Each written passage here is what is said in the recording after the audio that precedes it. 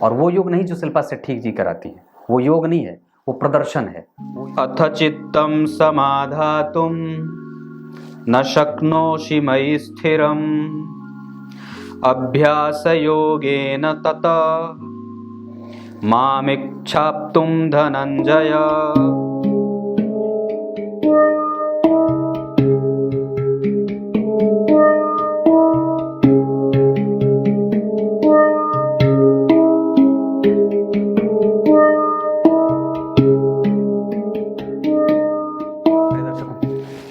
नमस्कार, एक बार फिर से उपस्थित हूँ आप सबके सामने रविवार के बाद सोमवार के कार्यक्रम में।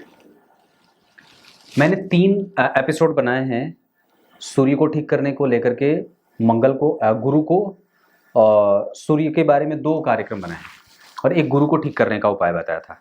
आज मैं प्लेलिस्ट चेक कर रहा था तो सोचा चंद्रमा को ठीक करने का उपाय बता देता हूँ, क्योंकि किसी भी व्यक्ति की कुंडली में, बहुत ही गंभीरता से समझिएगा, ये कार्यक्रम बड़ा ही महत्वपूर्ण होने वाला है और बहुत ही सरल तरीके से समझा दूंगा, बहुत ही प्रैक्टिकल समझाऊंगा। प्रैक्टिकल मतलब मैंने जो महसूस किया है, क्योंकि मेरी खुद की कुंडली में चंद्रमा सबसे ज़्यादा कमज़ोर और खराब बैठे हैं। खराब बैठे नहीं हैं, मतलब खराब हैं, पर उनके पास बल है, कम से कम गुरु से केंद्र में है, वो गुरु से 4 घर आगे हैं और वो केंद्र से लग्न में है, लग्न से केंद्र में है, मतलब लग्न से 10वें स्थान में। धनु कन्या राशि, लग्न धनु लग्न कन्या राशि। तो होता क्या है, अगर आपसे कभी कोई पूछे कि सबसे ज्यादा महत्वपूर्ण ग्रह कौन सा है, तो आप बेधड़क, अगर ज्योतिष के विद्यार्थी हैं तो बेधड़क अपने शिक्षक को बता सकते हैं कि चंद्रमा। और सभी ग्रहों में सबसे ज्यादा अगर कोई परेशान करता है तो वो चंद्रमा। अगर व्यक्ति की कुंडली में चंद्रमा अगर कमजोर हो जाएंगे तो निसंदेह वो जातक के प्रत्येक सेक्टर को प्रभावित करते हैं। प्रत्येक मतलब आपके, सबसे पहले तो वो आपके जो है वो स्वभाव को कोई दिशा ही नहीं लेने देते, आपके नेचर को कोई वो दिशा ही नहीं लेने देंगे। वो हमेशा ही व्यक्ति को विकल बना देते हैं, बड़ा ही चिंतित, व्यथित और मानसिक रूप से अस्त व्यस्त बना देते हैं। ये आप लोग जानते होंगे, इसके बारे में बताने की कोई विशेष आवश्यकता नहीं है, बार बार वही चीज़ आपको इंटरनेट पे मिल जाती है। पर उपाय को लेकर के बहुत सारे झोल हैं और ज्योतिष शास्त्र में उपाय को लेकर के बड़े झोल हैं। मतलब आप उपाय के नाम पे कुछ भी लोग बेच देते हैं, उपाय के नाम पे कुछ भी लोग खरीद लेते हैं। अब अरबपति बनने के बारे में आज अगर कोई बद कह दे कि ये करो तो ये हो जाए, ये करो तो वो हो जाए, इसी वजह से जो है वो इस क्षेत्र का बहुत ज़्यादा जो है वो दुष्परिणाम इसी क्षेत्र को देखने को मिला है, क्योंकि यहाँ बैठे लोग ही समाधान के नाम पे बड़े लूट मचाए हैं।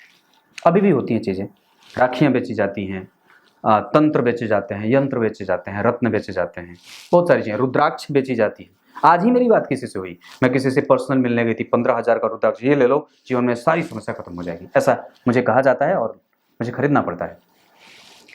तो ये ना हो, और आपकी कुंडली का सबसे महत्वपूर्ण ग्रह जो है वो चंद्रमा है, और अगर ये कमजोर हो जाता है तो निश्चित रूप से आपको कई तरीके की परेशानी झेलनी पड़ती है। धन में कैसा होगा, अगर चंद्रमा कमजोर होंगे तो धन को कैसे प्रभावित करेंगे? सबसे पहले वो रेगुलराइज नहीं होने देंगे। मतलब आपकी कुंडली जब चंद्रमा से कमजोर हो जाए, चंद्रमा कमजोर कब होंगे? जब वो पक्ष बल से कमजोर हो, मतलब वो बिल्कुल ही कृष्ण पक्ष के 9वीं तिथि के बाद के हो रहे हों और शुक्ल पक्ष के 8वीं तिथि से पहले के हो रहे हों। क्लियर है? तो ये स्थिति जो होती है वो चंद्रमा को कमजोर कर दे। आपको अपने जन्म की तारीख, जन्म की तिथि अवश्य याद रखनी चाहिए कि आपका जन्म किस तिथि को हुआ है। अगर चंद्रमा शुक्ल पक्ष के 8वीं तिथि से पहले के होते हैं या कृष्ण पक्ष के 9वीं तिथि के बाद होते हैं, मतलब आपका जन्म कृष्ण पक्ष में 9वीं, 10वीं, एकादशी, द्वादशी, त्रयोदशी, चतुर्दशी और अमावस्या, ये 7 दिन, और उधर शुक्ल पक्ष के 8वीं, 7वीं, षष्ठी, पंचमी, चतुर्थी, द्वितीया, तृतीया और प्रतिपदा, इतना, मतलब उधर भी उतना, उधर 1 से लेकर के 8 तक और इधर 9 से लेकर के 15 तक। ये 15 दिनों के काल में अगर आपका जन्म होगा तो आपका चंद्रमा पापक होगा। अब तो ये समझ गए होंगे। तो जब ये कमजोर चंद्रमा होंगे तो क्या करेंगे? मैंने कहा सबसे पहले आपके इमोशन को अनकंट्रोल करते हैं, आपके बिहेवियर में बहुत सारा चेंज, फिकल माइंडेड हो जाता है व्यक्ति। उसके बाद धन के मामले में ये कैसे परेशान करेंगे? आपको प्राइवेट सेक्टर से धन कमाने के लिए जो है वो विवश कर देंगे। कई बार आपको बंधी आय नहीं मिलती है, कई बार आप जो है वो रेगुलर एक जैसा इनकम प्राप्त नहीं कर पाते हैं, आपका धन आपके पास टिकता नहीं है, वो जैसे आता है अगली खिड़की या दरवाजे से वो निकल जाता है। अब देख लेना होगा कि क्षेत्र खर्च वाला कैसा है। अगर बहुत ज़्यादा खर्चीले हैं, 12वां भाव और भी ज़्यादा दुष्ट बना हुआ है, तो निस्संदेह चंद्रमा और भी ज़्यादा परेशान करेंगे। मतलब व्यय जीवन का बना रहता है निरंतर। अगर 12वां भाव बहुत ही ज़्यादा असंतुष्ट है, मतलब शनि मंगल राहु केतु उसको पीड़ित करके परेशान करके बैठे हैं, तो निश्चित रूप से आपका व्यय और भी ज़्यादा बड़ा और बेतरतीब परेशान करने वाला और निश्चित रूप से बहुत ही ज़्यादा चिंता का कारण बना देता है। ये जीवन को प्रभावित करते हैं ऐसे ग्रह। आप अपनी कुंडली में व्यय से परेशान हैं और संकुचित नहीं कर पा, धन को जो है वो सही तरीके से उसका समायोजन नहीं कर पा रहे हैं, तो उसमें चंद्रमा बहुत ही महत्वपूर्ण रोल प्ले करेंगे। उसके बाद धन की गति जो है वो निरंतर एक जैसी नहीं रहेगी। मतलब जैसे गैस का नॉब है, उसको आपने कम और ज़्यादा करते हैं। हाँ, गैस की बात याद आ गई, अपनी एक पर्सनल जो है वो समस्या आपको बताता हूँ।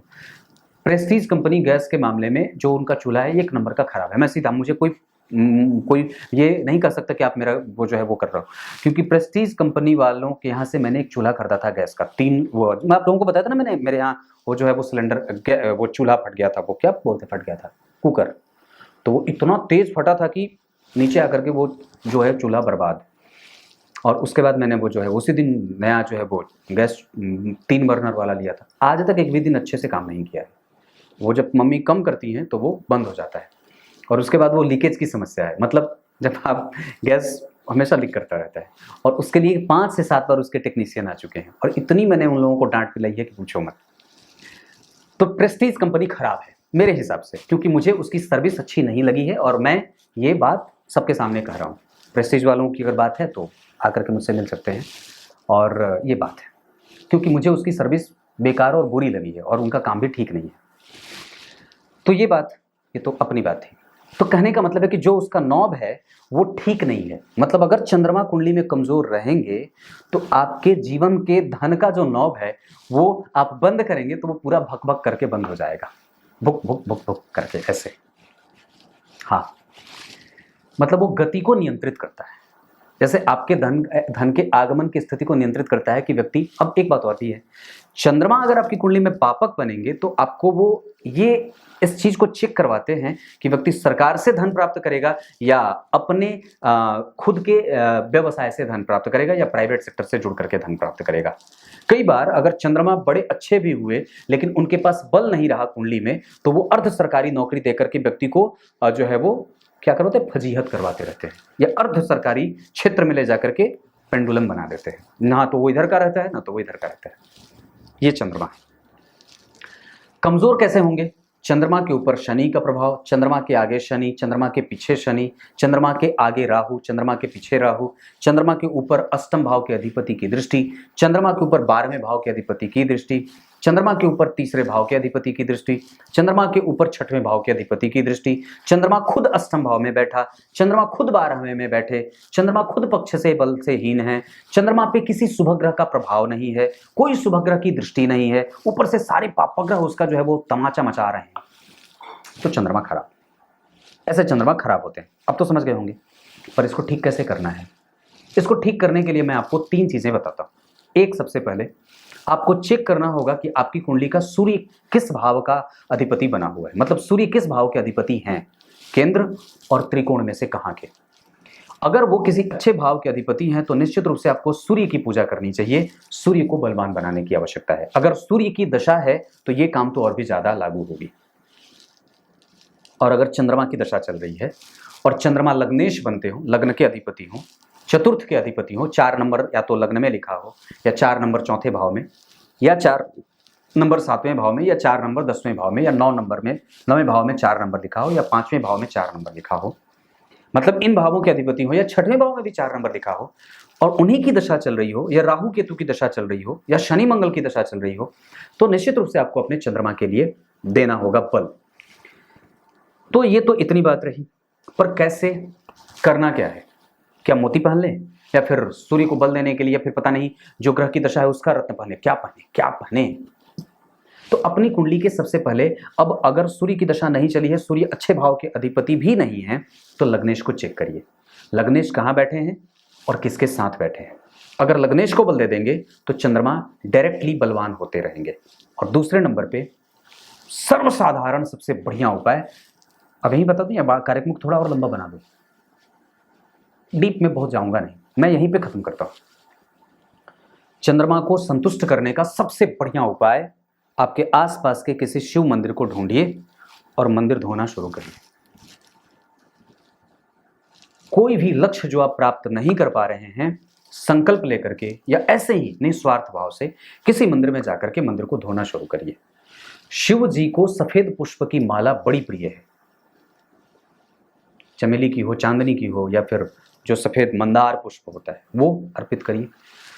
बहुत सारे उपाय हैं चंद्रमा को ठीक करने के लिए। आप कुछ लोग बोलते हैं चंद्रमा का मंत्र पढ़ लो, कुछ लोग बोलेंगे चांदी इस्तेमाल करो। अरे भाई, होगा तब तो चांदी इस्तेमाल करेंगे, सबके बस के बाहर की बात है।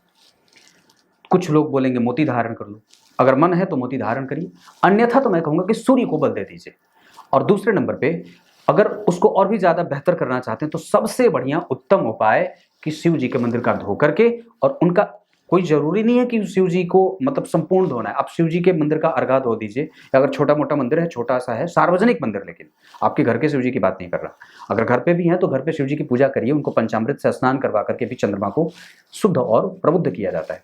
लेकिन अगर आसपास कोई सार्वजनिक मंदिर है तो वहां जाकर के एक बाल्टी पानी उठाइए और मंदिर को धो दीजिए। जितना मंदिर चमकेगा उतना मन चमकता रहेगा। ये मैंने खुद किया है। आप लोगों को बताया था मुझे परेशानी थी पेट की, ठीक हो गई, अब बिल्कुल ठीक है, अब बिल्कुल ठीक है। और मैं रोज जाता हूँ, आपको भी कह रहा हूँ, ये मेरा अपना जो है वो प्रभाव। बाकी तो चीज़ें मैं नहीं बताऊंगा कि आप ज्योतिषी के पास ये करो वो करो, फलाना ढीमा का ढोलक बजाओ, कुछ नहीं। और एक बात आप लोगों को बताऊं, समाधान वैदिकीय ही काम करते हैं। रत्न दूसरे तीसरे चौथे नंबर पे है। पहले तो मंत्र ही है, जो त्राण करा दे वही मंत्र, और मनन करने से जो त्राण करा दे वही मंत्र होता है। वही मंत्र जब परिपुष्टित होता है तो तंत्र बनता है, और वही तंत्र उस मंत्र से और भी ज्यादा बलवान होता है तो महामंत्र बनता है और यंत्र बन जाता है, महान यंत्र। तो मंत्र की आवश्यकता है। तो किसी एक मंत्र को पकड़िए जिसपे कि आपकी श्रद्धा बहुत ज्यादा हो, चाहे गुरु मंत्र हो, चाहे किसी एक देवता का मंत्र हो। अगर चंद्रमा का ही मंत्र है तो मंत्र ही पढ़ दीजिए। सबसे बढ़िया तो सूर्य का मंत्र पढ़िए। जिसकी कुंडली में चंद्रमा कमजोर हो उसको सूर्य पे डायरेक्ट फोकस कर देना चाहिए। नियम कानून से बंध जाइए, नियमतः जीवन को जीने का काम शुरू करिए, और जितना ज्यादा हो सके ढकोसलों से बचिए। नहीं ये कर लो तो वो कर लो, तो ये मंदिर ना जाओ, तो ये चंद्रमा कमजोर हो जाएंगे, तो सूर्य कमजोर हो जाएंगे, सूर्य को अर्घ ना दो। इन लोगों से बच के रहिए, क्योंकि ये कुछ व्यूज बढ़ाने के भी चक्कर में इतने मतलब जो है वो पता नहीं क्या क्या कि दिमाग खराब हो जाता है और क्रोध आती है इन सब चीज़ों पे। तो सिर्फ मंदिर का धोना और मंदिर का दर्शन। सोमवार को अगर ना भी प्रत्येक दिन नहीं जा सकते तो आप खाली सोमवार को मंदिर जाया करिए। और दूसरे नंबर पे अगर हो सके तो शुद्ध भोजन का इस्तेमाल करिए, जितना ज़्यादा हो सके शुद्ध और एकदम सात्विक भोजन इस्तेमाल करिए। शुद्ध और सात्विक भोजन से आपका मन स्थिर, क्योंकि जैसा खाएंगे वैसा ही तो अगले दिन निकालेंगे, है कि नहीं बात? जैसा खाएंगे वैसा ही अगले दिन निकलेगा। तो अगर मैं ये समझूं कि व्यक्ति का भोजन अगर शुद्ध है तो पता नहीं क्या खा रहा है, चाहे पात्र किसी का भी हो। स्वर्ण के पात्र में अगर भोजन कमजोर खाएंगे जो आपके बुद्धि को खराब करे, तो क्या वो पात्र की कोई महिमा बचेगी? पात्र में रखे भोजन की महिमा होती है, पात्र की नहीं। पात्र तब महत्वपूर्ण होता है जब वो कलुषित ना हो, जैसे शीशा, जैसे कोई आप इस्तेमाल करते हैं। आजकल तो लोग पत्थर में भी खाते हैं। पत्थर पे तो आदि मानव खाते थे जब उनके पास बर्तन नहीं था।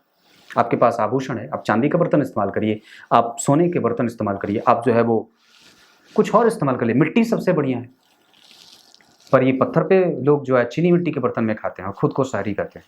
अरे मूर्खता की हद है। हम बड़े हो रहे हैं या छोटे हो रहे हैं, समझ ही नहीं आता। अब आइए आपको गीता जी के श्लोक का अर्थ बता देता हूँ। गीता जी के 12वें अध्याय के 9वें श्लोक में भगवान ने बात कही है। क्या कही है? अगर तू निरंतर अभ्यास के द्वारा मुझे अपना मन अर्पित नहीं कर पा रहा है, जो कि मेरा ही है, तो अभ्यास के द्वारा नहीं कर पा रहा तो योग का सहारा ले लो, और योग के द्वारा मुझे प्राप्त करने का नियम बना लो। प्राणायाम, ध्यान, अष्टांग योग होता है ना, इसका भी सहारा लिया जाता है। पर आजकल वो योग नहीं जो रामदेव बाबा जी कराते हैं, वो योग नहीं है, वो व्यायाम है। और वो योग नहीं जो शिल्पा शेट्टी जी कराती है, वो योग नहीं है, वो प्रदर्शन है। वो योग नहीं जो बाकी लोग कराते हैं। वो सब प्रदर्शन है, वो सब भी व्यूज पाने के चक्कर में है। और वस्तुतः योग वो है जो अब आगे भगवान बताएंगे। जानने के लिए बने रहिए। तब तक के लिए इजाजत दीजिए। कल एक बार फिर से उपस्थित होंगे आप सबके सामने। तब तक के लिए बहुत बहुत नमस्कार।